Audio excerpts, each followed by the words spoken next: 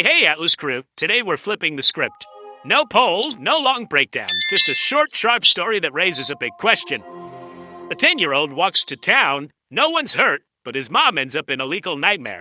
You tell us, did the system go too far? On October 30th, 2024, Fannin County deputies got a call about a child walking alone near Mineral Bluff Highway and Georgia 60.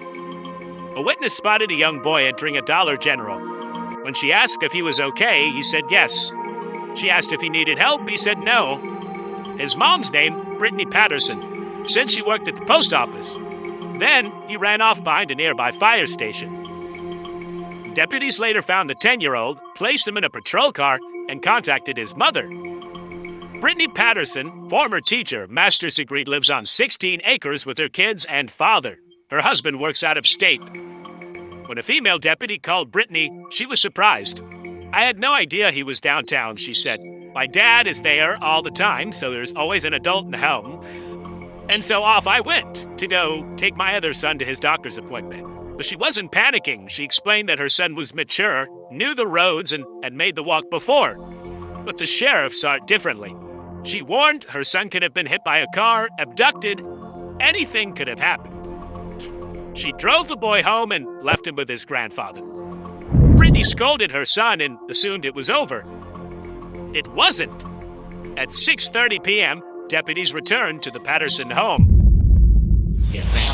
There's somebody up here with the kids beside your grandpa. Now, what? Huh? What? No, there's nobody here. Sheriff, one, you're under arrest. For what? For the incident we talked about earlier today. What am I under arrest for? For reckless endangerment. And how was I erroneously waging my rock off the matter? Soren, call mommy and tell them they're taking me to jail because you decided to walk down the street. I know you're not. That's not his fault. Yeah, all wrong. You're the mother. That's your responsibility. I need you to adopt me, please. Okay. Left me, Soren. Give her a call. Anytime I checked, it wasn't illegal for a kid to walk to the store. It is when they're 10 years old. It is? Yes. Okay. I like this. Get on the books. Okay. Well, you'll see it on your mark. Great. I need somebody here to stay with the kids. I don't have anybody. You want to take this workshop? So you want to take with you? Well, then I'm calling defects. Brittany Patterson was arrested and charged with reckless endangerment. She posted the $500 bond. Days later, DYFS presented a safety plan. She needed to assign a designated guardian whenever leaving the house and install a tracking app on her son's phone. She told the agency under no circumstances would she sign their safety plan. During a media interview, Brittany was asked if she feared for her son's safety. I don't really live in fear. I understand risks. And I understand data, and that's kind of how I live my life, and I've always understood that the odds of my kids getting kidnapped or preyed upon are very, very slim, like almost rare, so I've never really lived in fear of that. I've always allowed my children to have some freedom and independence because I think benefits outweigh the risks of them growing and maturing and not being riddled with anxiety and unable to function. So that's just the choice that I made as a parent, and other people have the right to make different choices.